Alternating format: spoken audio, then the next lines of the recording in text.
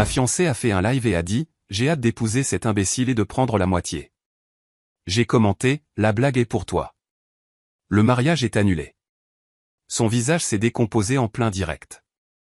Et les spectateurs, petite info rapide, seulement 8% d'entre vous sont abonnés et la chaîne stagne un peu en ce moment. Si vous aimez ces histoires, cliquez sur le bouton d'abonnement, nous aiderait vraiment à continuer. Merci. Je m'appelle Ryan, j'ai 24 ans, et j'écris ceci pendant que mon ex-fiancée, Madison, essaie frénétiquement de s'expliquer dans l'autre pièce. C'est arrivé il y a 2 heures, et j'ai encore du mal à réaliser comment quelqu'un peut détruire tout son avenir avec un seul live stupide. Madison fait ce truc d'influenceuse sur Instagram depuis environ 1 an. Elle a commencé petit, avec peut-être 200 abonnés, en postant principalement des vidéos d'entraînement et du contenu lifestyle. Rien de bien sérieux, mais elle était passionnée par la construction de sa marque. Au cours des derniers mois, son nombre d'abonnés a commencé à grimper. Elle a atteint les 5000 la semaine dernière et était super excitée à l'idée d'obtenir des contrats de sponsoring. Cette popularité lui est un peu montée à la tête, mais je pensais que c'était sans danger. Nous sommes ensemble depuis 2 ans, fiancés depuis 6 mois. Je travaille dans la tech, je gagne bien ma vie, et nous prévoyons un petit mariage pour le printemps prochain. Rien d'extravagant, juste la famille et les amis proches. Cet après-midi, Madison se préparait pour l'un de ses lives habituels. Elle en fait tous les mercredis à 16h. En général, elle parle de ses routines de fitness, de son contenu à venir, et répond aux questions de ses abonnés. Assez classique. Je travaillais à la maison dans la pièce d'à accent grave côté. J'avais un appel client prévu pour 16h30, donc je finissais quelques préparatifs quand je l'ai entendu commencer son live. Salut tout le monde, bienvenue pour un nouveau point du mercredi. Je l'entendais à travers le mur faire son intro habituelle, parler de son entraînement du matin, d'une nouvelle poudre de protéines qu'elle essayait, du contenu normal. Environ 10 minutes plus tard, j'ai entendu sa voix changer. Elle a pris ce ton de commérage qu'elle utilise quand elle parle de potin avec ses copines. Alors, vous m'avez posé des questions sur l'organisation du mariage, et j'ai des scoops à vous raconter. J'ai arrêté mon travail. Madison ne parle généralement pas de nos affaires personnelles dans ses lives. Je sais que certains d'entre vous pensent que je suis folle de me marier si jeune, mais honnêtement, j'ai tout prévu. Elle parlait plus fort maintenant, clairement excitée par ce qu'elle s'apprêtait à dire. Ryan gagne très bien sa vie dans la tech, et il est complètement largué sur la protection de son patrimoine. J'ai froncé les sourcils. Ce n'était pas vrai. Je gère mes finances avec soin. Et le meilleur dans tout ça? Quand je parle d'argent, il dit juste « on trouvera une solution ensemble ». Pas de discussion sur un contrat de mariage, pas de compte séparé, rien. Mon estomac s'est noué. Nous avions eu des conversations sur la mise en commun de nos finances après le mariage, mais je pensais à un partenariat, pas à ça. Ce type va m'épouser sans aucune protection. Un frisson m'a parcouru. Je me suis approché doucement de la porte entre nos 2 pièces. J'ai fait des recherches, et dans cet état, j'ai droit à la moitié de tout ce qui est acquis pendant le mariage. La moitié de son salaire, la moitié de ses économies, la moitié de ses primes. Elle riait maintenant, comme si c'était la chose la plus drôle du monde. Et vous ne savez même pas encore le meilleur. Son entreprise va probablement connaître une croissance majeure bientôt. Plus d'argent, de meilleures opportunités. Elle restait vague sur la situation de mon entreprise, mais je comprenais à quoi elle faisait allusion.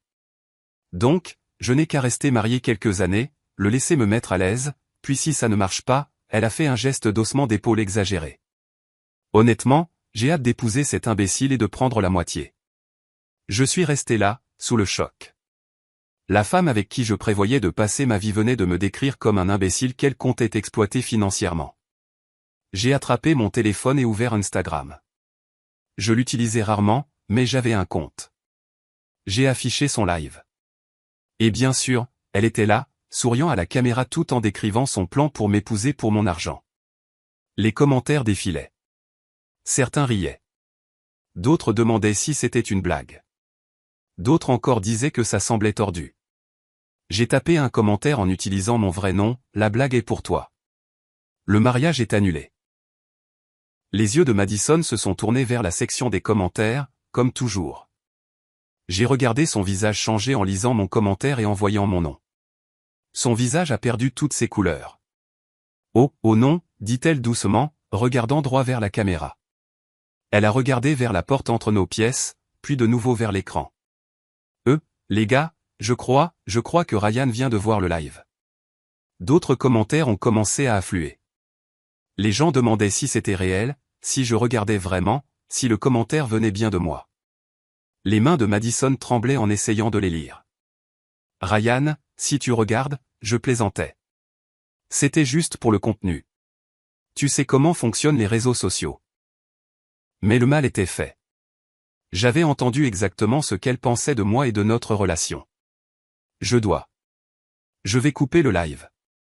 Désolé, les amis, problème technique. Elle a mis fin à la vidéo et je l'ai entendu se précipiter vers notre chambre. Ryan, où es-tu? J'étais debout dans le couloir quand elle m'a trouvé. Ryan, Dieu merci. Écoute, ce live, c'était juste pour l'engagement. J'étais dramatique pour l'algorithme. Dramatique en planifiant de prendre la moitié de mon argent? Oui, je jouais un personnage. Tu sais comment sont les réseaux sociaux. La controverse attire les vues. Madison, tu as fait des recherches sur les lois du divorce. Tu connaissais des détails spécifiques sur la division des biens.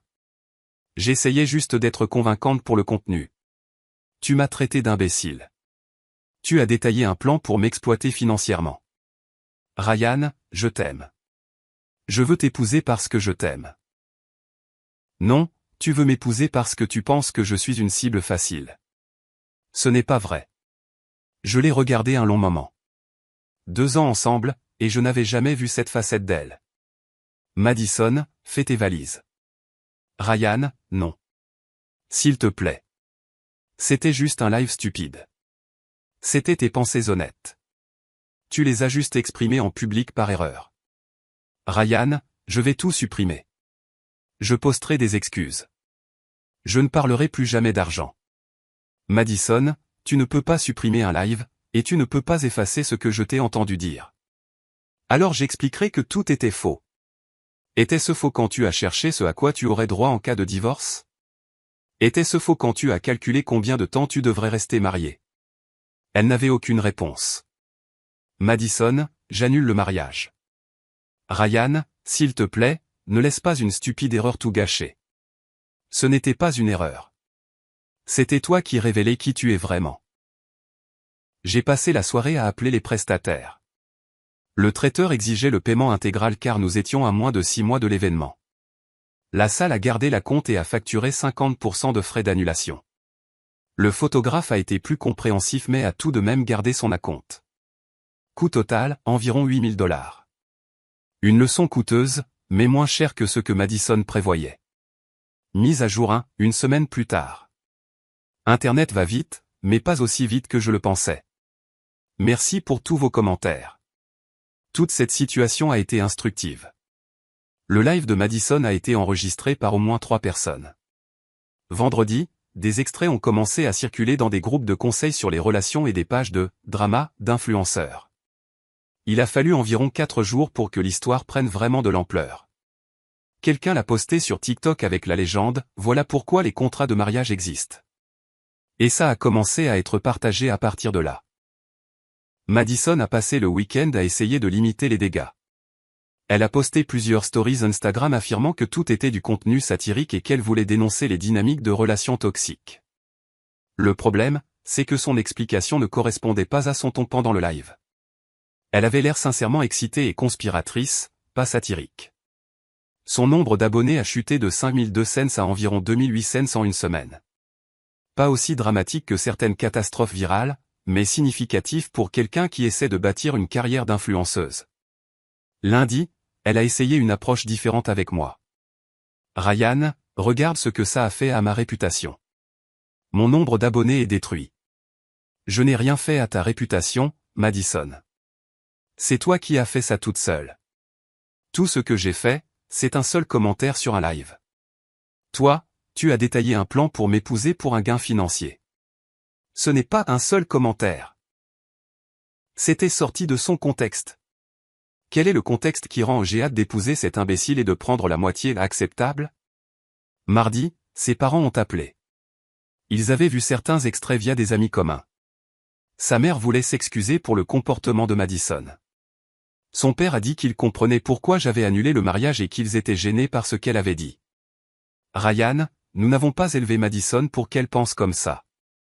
Nous ne savons pas d'où vient cette attitude. Je pense que les réseaux sociaux ont peut-être changé ses priorités. Ryan, tu prends la bonne décision. Si elle pense comme ça avant le mariage, ça ne fera qu'empirer après. Mercredi a apporté un appel inattendu du département des RH de mon entreprise. Ryan, nous devons discuter de quelque chose.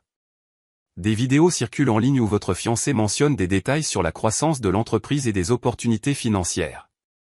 Mon cœur s'est serré. Je ne lui avais jamais partagé d'informations confidentielles. Nous ne disons pas que vous l'avez fait, mais nous devons être plus prudents sur ce qui se discute à la maison. Nous allons vous demander de signer un accord de confidentialité supplémentaire.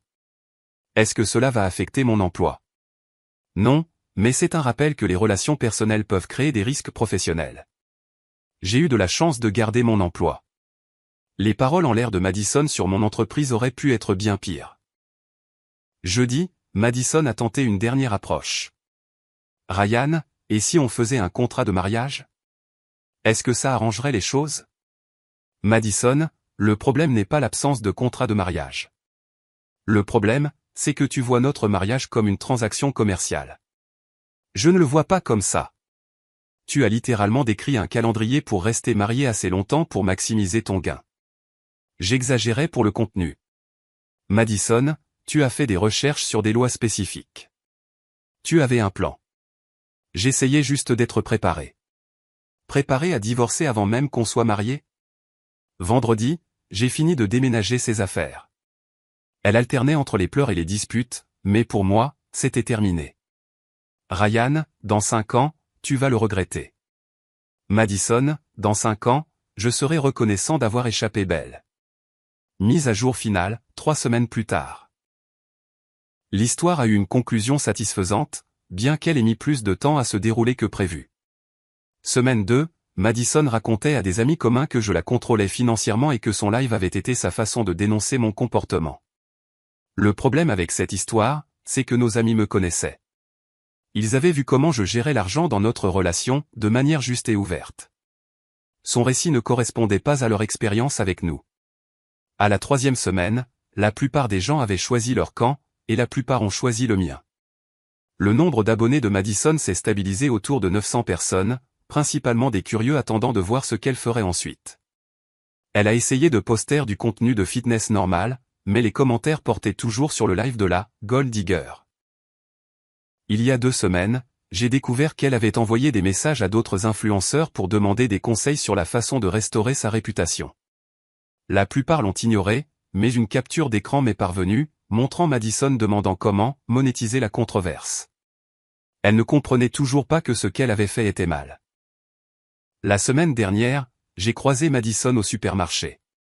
Elle avait l'air fatiguée, comme si elle ne dormait pas bien. Ryan, salut. Comment vas-tu? Je vais bien, Madison. Et toi, comment ça va? C'est difficile. Toute cette histoire a vraiment affecté ma vie. Je suis désolé que tu traverses une période difficile.